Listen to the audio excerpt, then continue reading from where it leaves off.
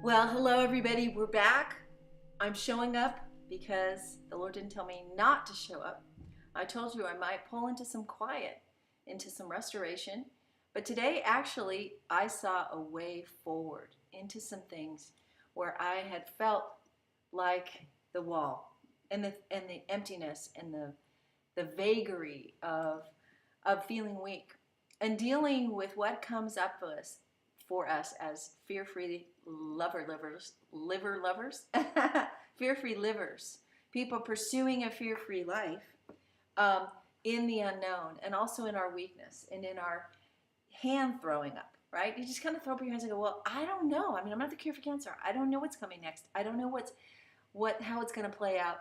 And sometimes those are some of the most deeply worshipful and intimate times with God, but the most threatening.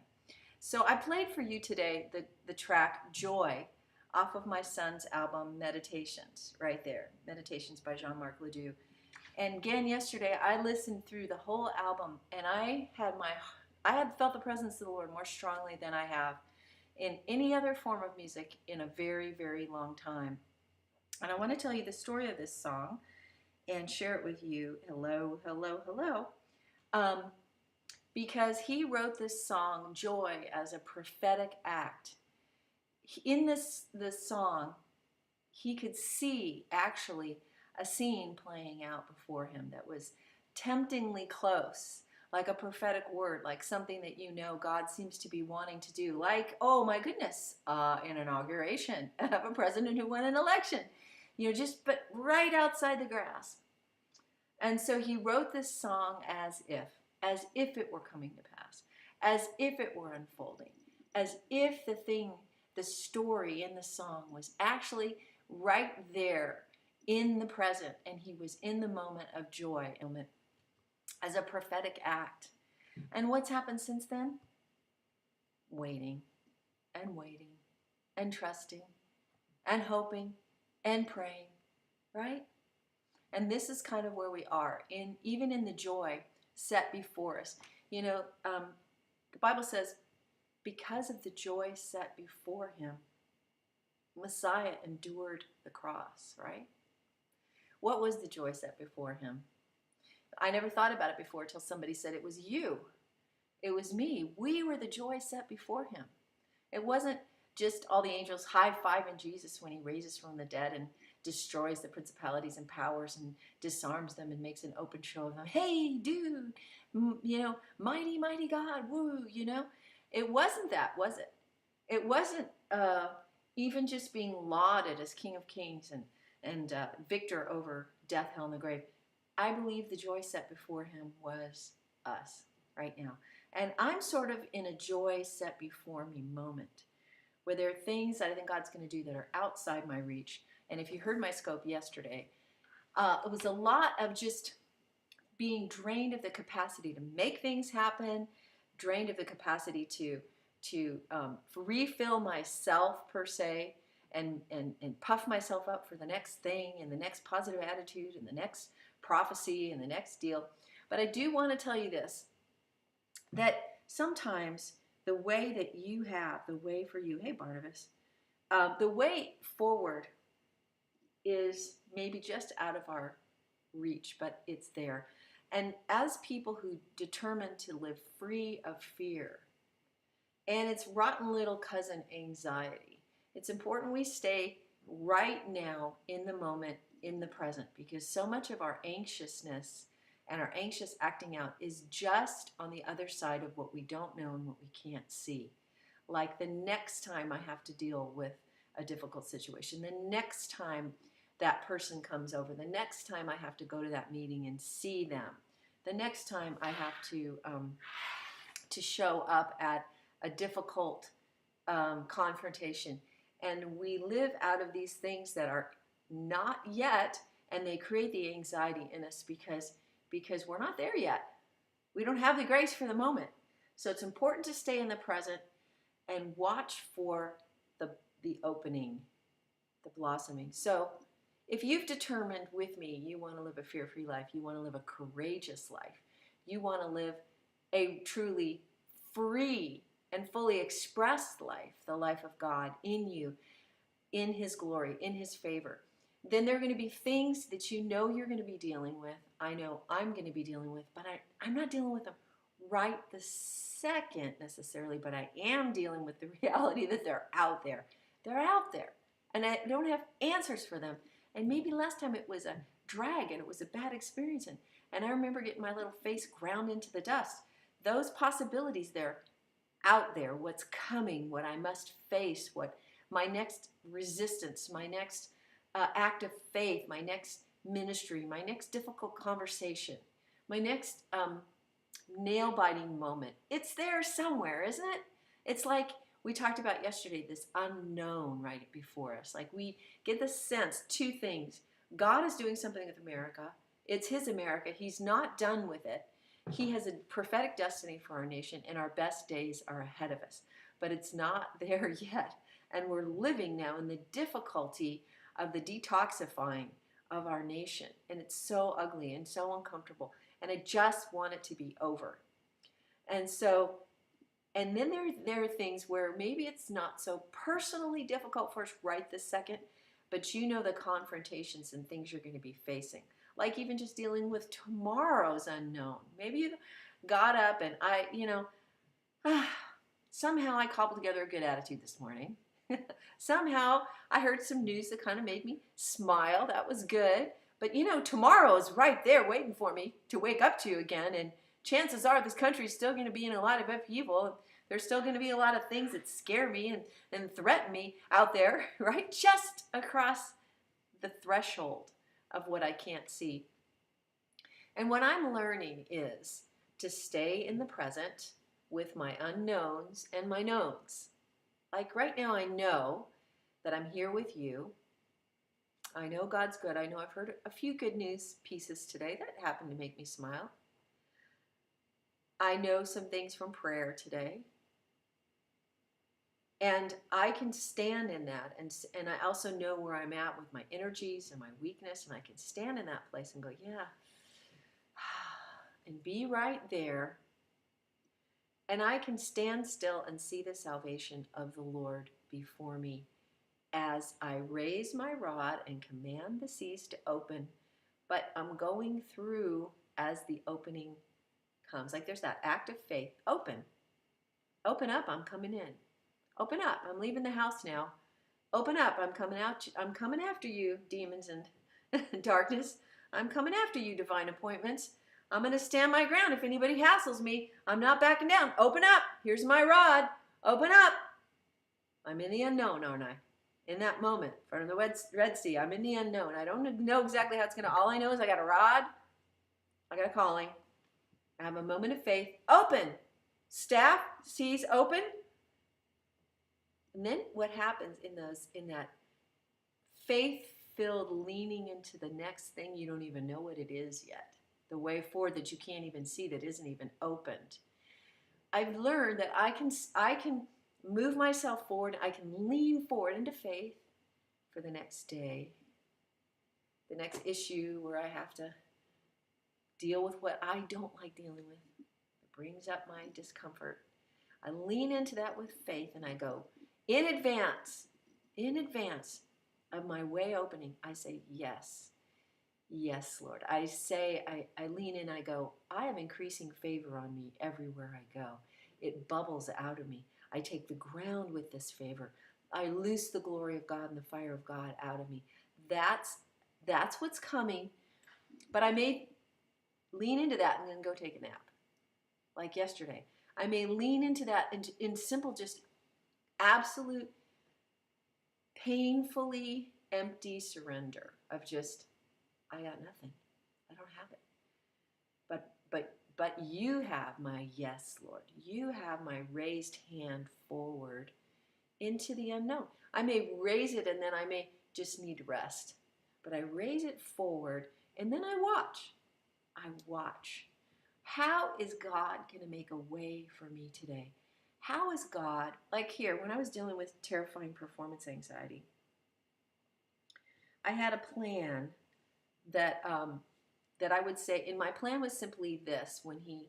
This is in the category of like social anxieties, people who don't want to leave their houses, or they're afraid of groups, they're afraid of public speaking, they're afraid of somebody. Did you know people have a fear of buttons? There's actually an actual fear of buttons.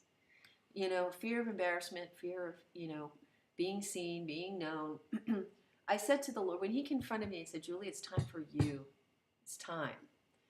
I said, terrified, yes, I'll walk through every door you open for me, Lord. I'll walk through it, which means I'm going to keep my eyes open and aware of what's opening before me or what has the potential to open before me.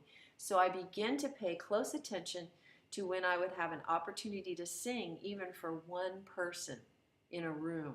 I remember when I brought my neighbor over from right over there, and I made her sit down and listen to me sing. How embarrassing in one sense to say, look, I got these albums out, I want to be a professional musician, but I'm so terrified, I have such performance anxiety, I'm begging you, little neighbor, Ann Cram, please just come over and listen to me. That's sort of pitiful, but that's where I was. I was like, please, you're there, there's a possibility of an opening, I'm saying yes to it, I'm reaching in, and then I'm watching what materializes. And she said yes. And I was as nervous playing for Ann Cram, my neighbor, as I might have been for Arthur Fiedler or the Boston Pops, okay? And so when you have the yes, when you have the staff raised, when you're saying, I determined to live fear-free, I determined to be utterly and completely delivered from the things that keep me from fully showing up in my life and facing the everyday promise of God in the conflict and in that stuff, and you have my yes.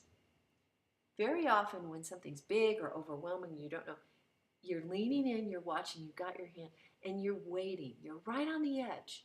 It's not passivity, it's not avoidance. It's a resting, waiting, leaning, watching. There's a way and it's coming for me. There's an opportunity and it's coming for me. You can use this with confrontation. Very often we have a huge problem with old-time relationships and very ungodly or unhealthy relationships because we have So much we've bottled up that we're not saying to a particular person who threatens us, and we're bottling it up, and we're avoiding them, and then we're adding a lot of emotional feedback to the actual conversation that needs to be had, because every time we see them, something about them adds to the anxiety or the concern, or the way they behave continues to reinforce our decision that they're not safe, that we'll lose if we talk to them, it's not worth it, right? So there's this building angst and tension and pain and anxiety around things that we're avoiding. And very often in relationships, we're just sure it's going to be huge. It's going to be awful. It's going to be terrible. That this person we can't say no to. It grows into this massive thing.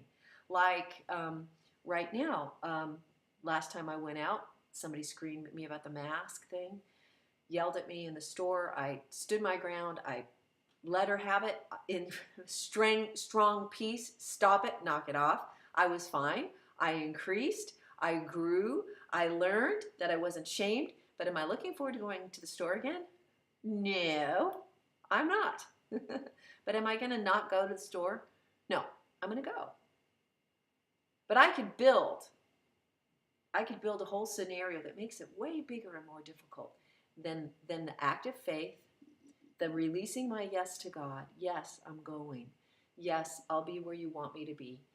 Yes, I'll go, and I will think two things. I'll think looking for the way, looking for the timing, looking for the strategy and the plan. So one strategy I have is I've printed out the governor's order, and I have it. Hi, I printed it out right here. It doesn't apply to me. Back off. I had a plan. I had a strategy. I had something simple I could do, and I can stay there in the simplicity of a smaller task. Look, I printed it out. Sorry, leave me alone. There's not a thing you can do to me. I'm fine. Back off. Same thing with your difficult conversations with people. We've built this whole thing about how it's going to be a big deal, a big this or a big that.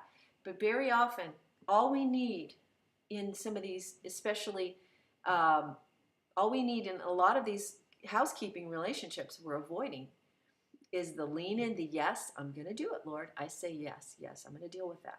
I'm going to overcome my fear and anxiety of that person. I'm going to do it, Lord.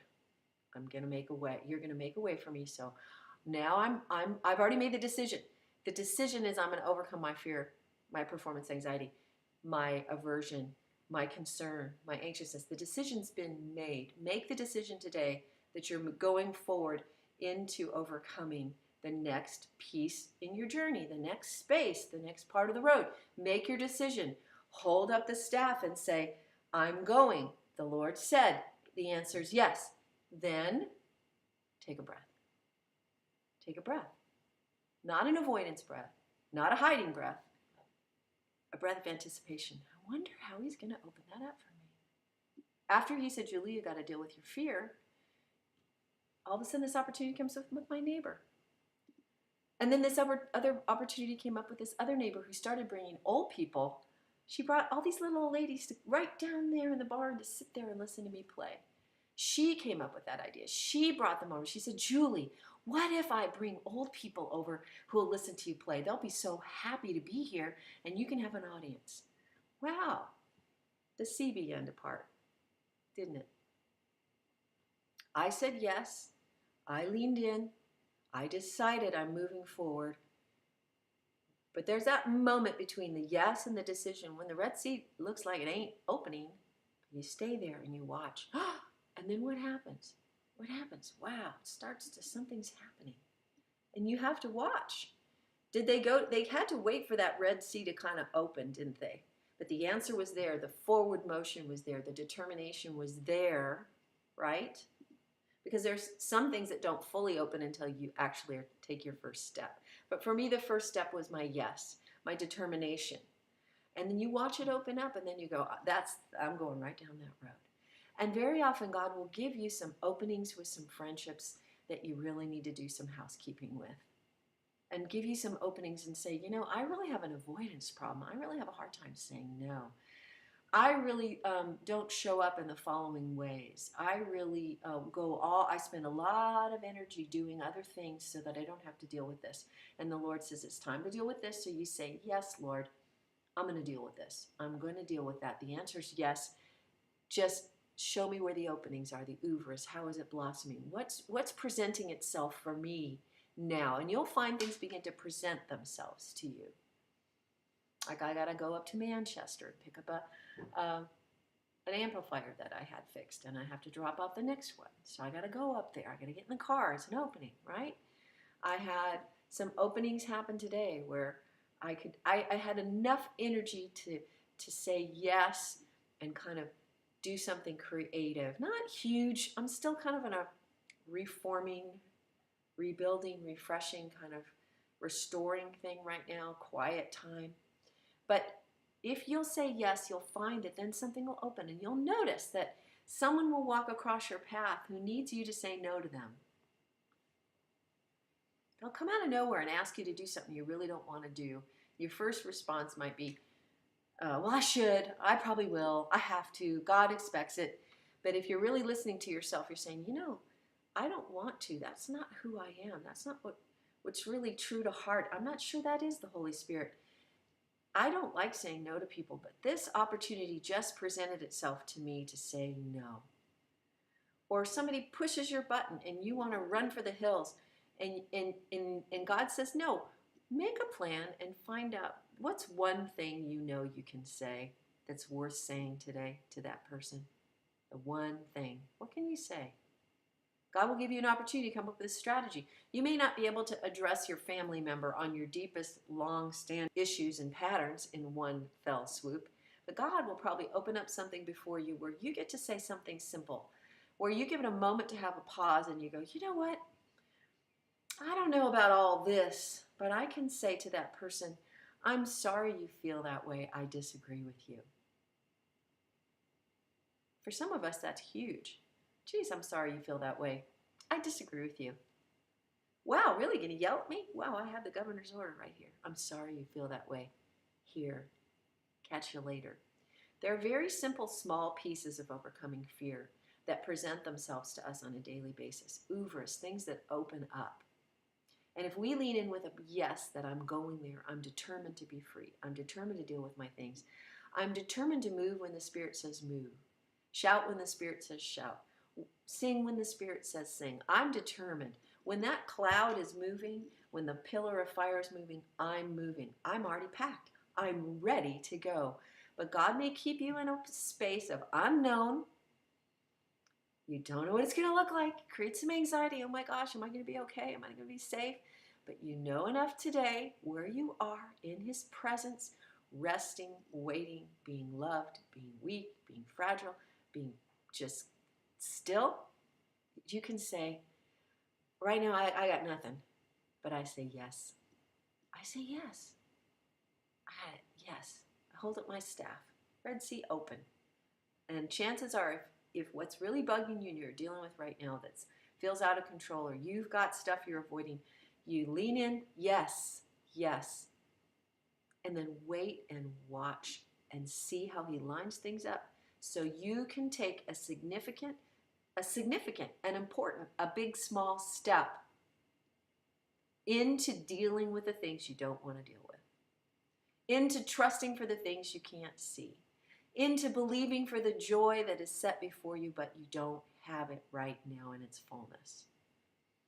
Okay? I know there's a way forward. I just don't have any idea what it is yet. That's okay. You can wait there.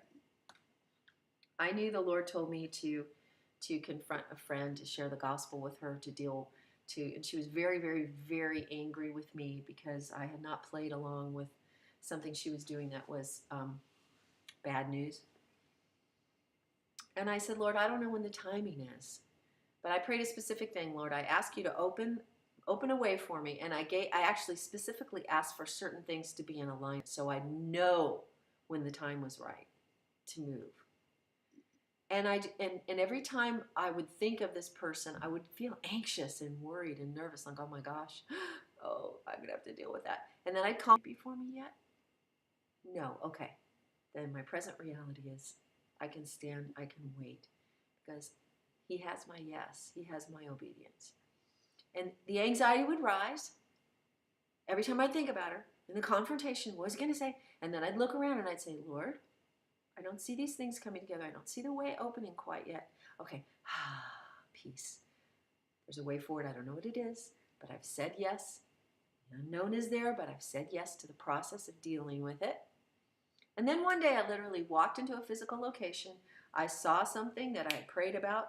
It was like, wow, there it is. That's it. That's what I was looking for.